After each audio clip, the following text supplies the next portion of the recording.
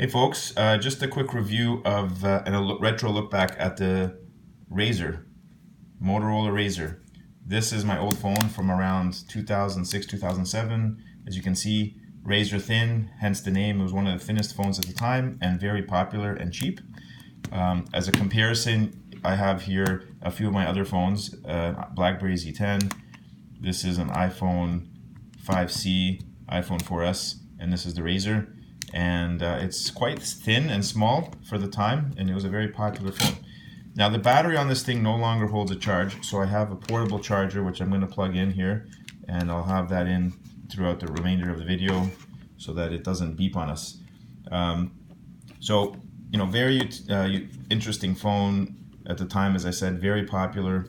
It had it was a feature phone. It doesn't have any kind of smart phone features like app capability and so on. You don't really install much. There were a few apps you could install through the carrier, very rudimentary, but there was no app store or anything like that. It's just a feature phone. It has a built-in menu, firmware, and it does basic functions, calls, contacts, some media functions. It has a megapixel. That's right, megapixel. It doesn't say how many megapixels, so it's probably 1 megapixel. Camera. That's the only camera on the device, and basically it it took a few photos, some videos. Internal memory is fixed. There's no I'm not sure exactly how much is in this thing, but there's no ability to add more memory. There's no SIM card in here, so you were locked to whatever carrier you bought this from. They'd program it, and that was the end of it. And so you had like a calculator, contacts, some alarm clock stuff in here. That's all that's really useful anymore with this. You could set the date and have it keep track of time and take some videos. If you can get a battery for this thing that holds a charge. But other than that, it's really useless because it doesn't connect to any network anymore.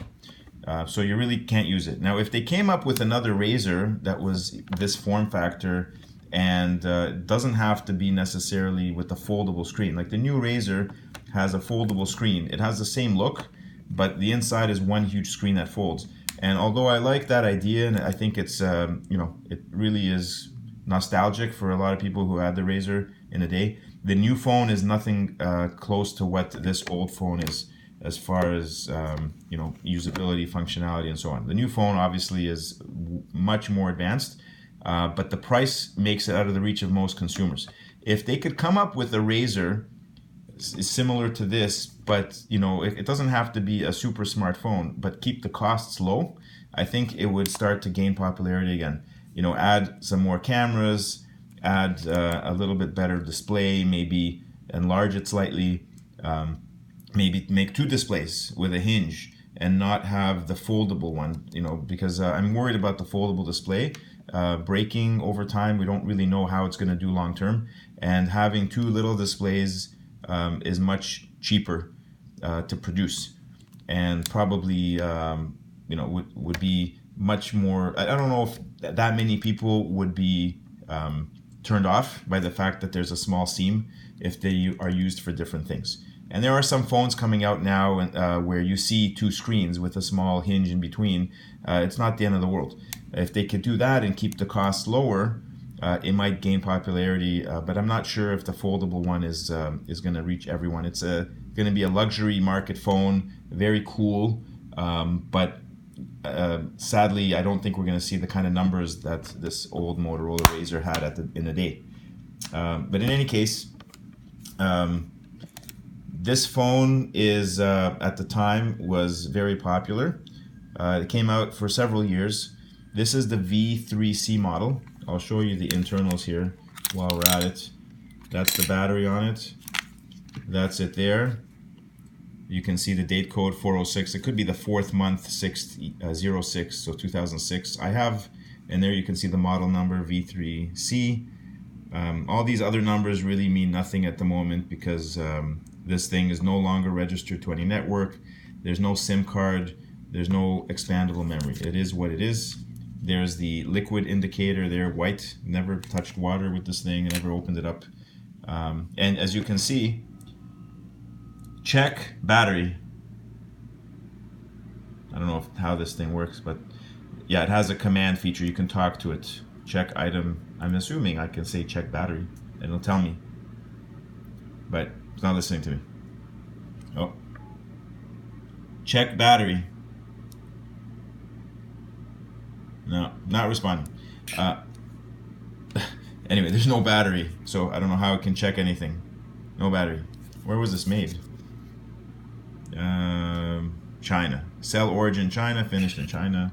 Okay. But yeah, it'll run without a battery. Let me put that in. I don't know if does it reboot. No, it doesn't even reboot. When you no modern phone will really work without a battery and just plugged in, which means that this thing you could technically, you know, strap on one of these portable battery packs and your battery could be completely gone, and you know, you could still function. You don't even have to wait for it to charge. You could just take your battery out and run on a, you know, some huge battery pack like this for hours. But anyway, so there you have it. I didn't want to make this video too long. Just a throwback looking at the Motorola RAZR, the sort of grandfather of the modern RAZR that they're trying to come out now. For those of you who had it, you would have had to be, you know, this is again 2006, 2007. It lasted a few years, and then now is the end of these things. After that, it would have been well before Blackberries came out, and well, you know, well, Blackberries came out already, but most people weren't buying smartphones at the time, and definitely, you know, this is of the older generation. They still have feature phones today. The Nokia feature phone came out a few years ago, was very, very cheap and popular.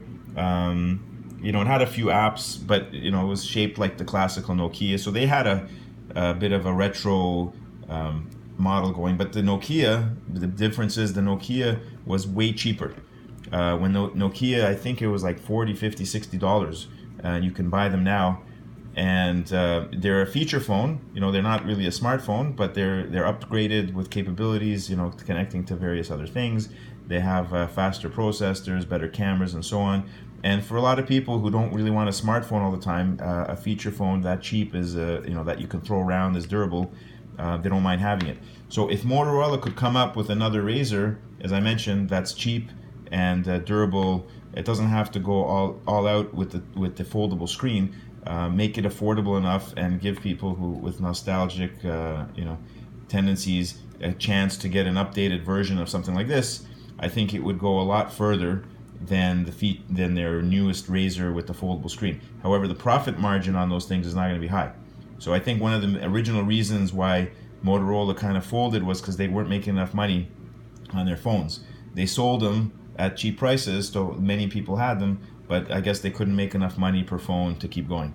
So they've changed strategy nowadays. It looks like they're coming up with the more expensive, top of the line, over the top luxury $1,500 US foldable screen RAZR.